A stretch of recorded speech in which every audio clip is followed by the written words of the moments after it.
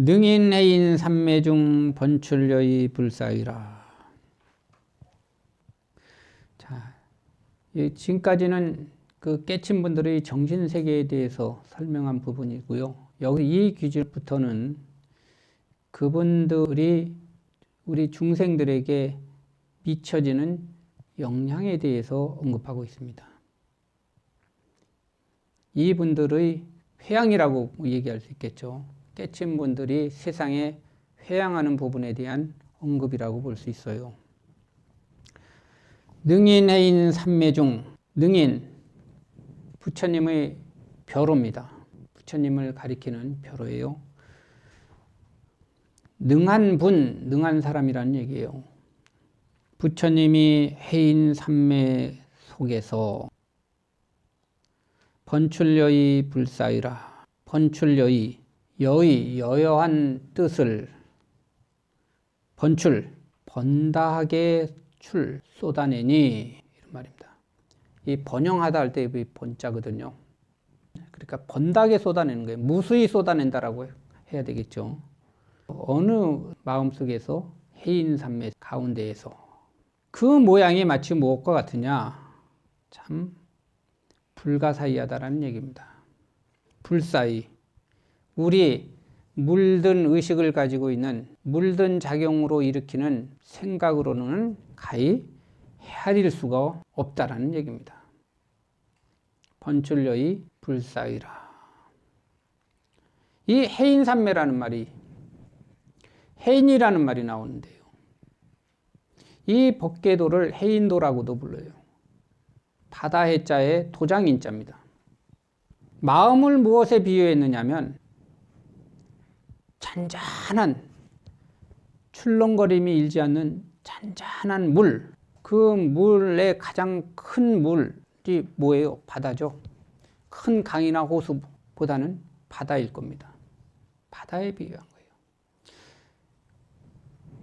잔잔한 출렁거림이 없는 잔잔한 바다와 같아. 마음이 그렇게 넓다라는 겁니다. 우리가 인지하는, 지각하는 이 마음을 바다에 비유했어요. 그리고 그 바다는 바람 한 점 없어서 고요하고 차분하고 출렁거림이 없습니다. 맑고 출렁거림이 없는 그 수면에 무엇이 비춰집니까? 바다 위에 있는 모든 대상들이 그 바다의 수면에 딱 비춰지죠. 마치 무엇과 같이 비춰져요? 도장을 찍은 것처럼. 그래서 해인입니다. 도장과 같이 비춰진다는 건 뭐예요? 내가 인식을 하는 데 있어서 범위가 좁은 게 아니라는 거예요. 인식하는 마음은 마치 바다와 같이 광대하다. 그리고 그럼에도 불구하고 그 바다의 수면은 바람 한 점 없이 고요하다. 깨친 분들의 마음을 얘기하는 거예요. 그 넓은 바다에 그 하늘에 있는 모든 대상들이 있는 그대로 도장 찍히듯이 딱 왜곡 변형되어지지 않고 있는 그대로가 그 바다의 수면에 딱 도장 찍힌 것처럼 비춰지듯이 그렇다는 겁니다. 지금 뭐예요? 깨친 분들이 세상을 받아들이고 그 받아들인 세상에 대해서 반응을 하고 있는 부분, 그거를 묘사하고 있는 겁니다. 이 해인삼매는요, 우리가 삼매하면은 집중된 상태이기 때문에 눈을 감고선 가만히 그냥 정적으로 있는 상태만을 생각할 수 있어요. 그건 삼매에 대한 선입견일 수 있습니다. 안으로 다 몰입해 들어가는 그런 삼매도 얘기하지만 일상에 쓰여지는 마음, 그 마음이 뭐예요? 일상에 얼마든지 쓰여지지만 동료가 없이 쓰여지고 있어요. 마음에 동료 없이 쓰여지고 있습니다. 변덕 부리거나 대상에 따라서 마음이 막 출렁거리는, 요동치는 그런 동료가 없어요. 일상생활에서 그 어떤 대상을 만나서 거기에 맞춰서 마음을 쓰여지나 불수자성 수연성이죠. 그러나 그 마음에는 일체의 동료가 일지 않아요. 그런 마음 작용을 표현한 엉구가 해인산매랍니다. 부처님은 깨친 분들이 일상생활에서 살아가는 그런 동료가 없는 마음을 해인산매라고 표현하는 겁니다. 눈을 감고선 조용히 혼자서 정적으로 자기 속에 갈무리되는 그런 정적인 산매 말고, 그것뿐만 아니라 일상생활에서 움직이면서 마음을 쓰면서도 마음은 동료가 없어야 되죠. 그것도 산매라고 표현하는 겁니다. 해인산매요. 대상을 왜곡 변형시키지 않고 있는 그대로 실상으로 받아들입니다. 허상이나 가상이 아닌 실상으로 받아들여요. 깨친 분들은 그렇게 마음을 쓰는 분들입니다. 그러한 마음 작용 속에서 무엇이 일어나고 있어요? 번출여의입니다. 여여한 뜻. 여여한 뜻이라는 게 뭐예요? 이치에 맞는, 쌍유따니까에 공부할 때 그런 표현을 자주 접하죠.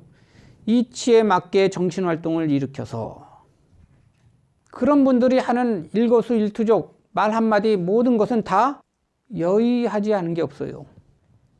여의한 뜻을 무수히 번출, 쏟아낸다. 누구에게 쏟아내는 것이겠어요? 세상에 있는 모든 존재들이 다 깨친 자들만 있으면 쏟아낼 이유가 없습니다. 쏟아냈다라고 표현할 이유가 없어요. 여기서부터 뭐예요? 이분들이 깨친 자들이 깨치지 못한 자들에게 회양하는 모습을 언급하기 시작하는 겁니다. 마음을 깨치고 보니까 깨치지 못하고 에고를 가지고 아등바등 자기 위주로 세상을 주관적으로 보면서 받아들이면서 살아가는 존재들이 너무 많아. 소위 말해서 중생이라고 불려지는 존재들이 너무 많습니다. 그런 존재들을 보니 어떤 마음이 일어나요? 자심과 비심이 일어납니다. 비심이 뭐라 그랬습니까? 한자로는 슬플 비자잖아요. 저는 그걸 안타까워하는 마음이라고 표현했었죠. 안타까움이 일어나는 겁니다. 왜 저렇게 괴롭게 세상을 살아갈까? 그러지 않아도 되는데. 그런 분들에게 당신이 깨친 바를 회양하는 거예요. 여여한 뜻을 이치에 맞게 중생들에게 쏟아내기 시작합니다. 그 모양이 우리가 봤을 땐 참 생각으로 헤아리기가 어려운 불가사의한 모습이라는 거예요. 등인해인 삼매중 번출여의 불사이라. 자, 번출여의를 들이 언급했어요. 중생을 향해서 무수히 쏟아내기 시작합니다. 우보익생 만호공 중생수기 득이기라. 우보익생, 우보, 비인데 어떤 비냐요? 보배로운 비예요. 왜 보배로운 비라고 얘기하느냐? 익생이기 때문에 그렇습니다. 익생은 뭐예요? 중생에게 이익을 주는 보배로운 비, 우보익생입니다. 앞에 어떤 기절을 우보라고 표현한 거예요?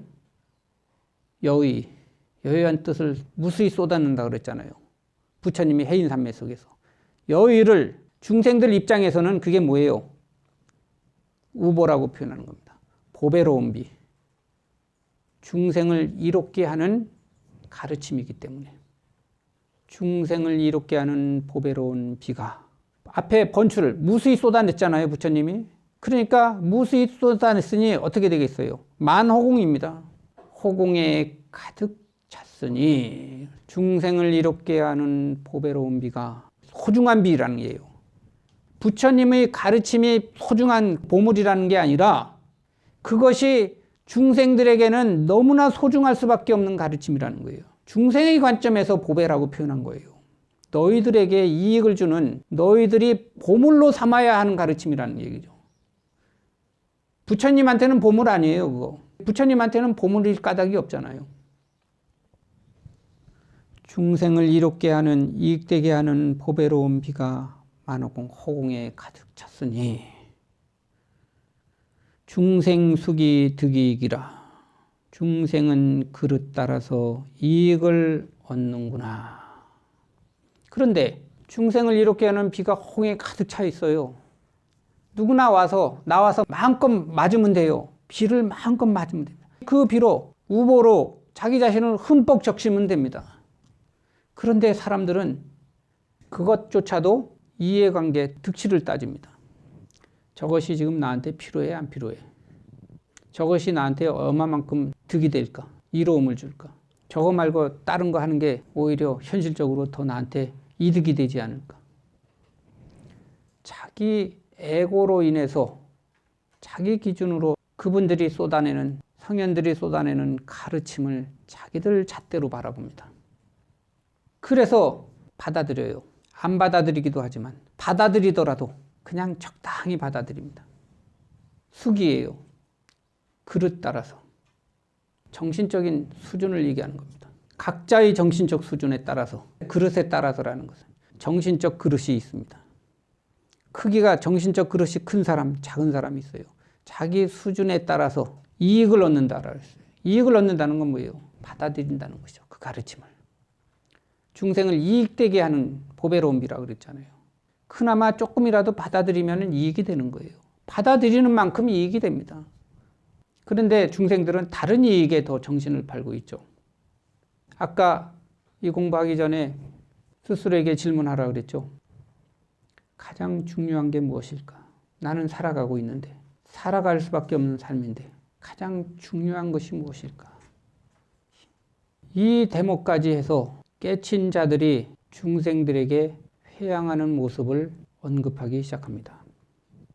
다음 이 법계도를 4등분했을 때 마지막 사면은 깨치지 못한 자들이 깨친 자들의 영향을 받아서, 도움을 받아서 깨침의 세계로 나아가는 모습을 묘사하고 있습니다. 깨친 분들이 세상 사람들에게 회양하는 모습, 여기서 쏟아내는 여의, 그리고 우보, 이런 것들은 뭐가 돼요? 소위 우리가 말하는 법등에 해당되는 것들입니다. 법등이에요. 이분들이 밝혀주는 법등을 활용해서 다음 시간부터 공부해야 될 마지막 사면은 이분들이 밝혀주는 법등을 통해서 자등을 밝혀가는 과정에 대한 언급을 하고 있어요. 그렇게 보면은 이 법계도라는 것이요, 굉장한 그 합리적이면서도 논리적인 흐름에 따라서 설명을 진행시켜가고 있다라고 볼 수 있습니다. 존재의 체, 존재의 용에 대해서 기본적으로 언급하고요. 그리고 그것을 깨친 자들의 정신세계에 대해서 언급하고, 그분들이 깨치지 못한 사람들에게 어떤 식으로 회양하는지 그걸 묘사를 합니다. 여기서부터 이제 법등의 개념이 나오는 거예요. 그 법등을 활용해서 도움받아서 우리는 자등을 밝혀나가야 되는 겁니다. 그 부분이 다음 시간부터 해야 될 부분입니다. 여기까지 하겠습니다.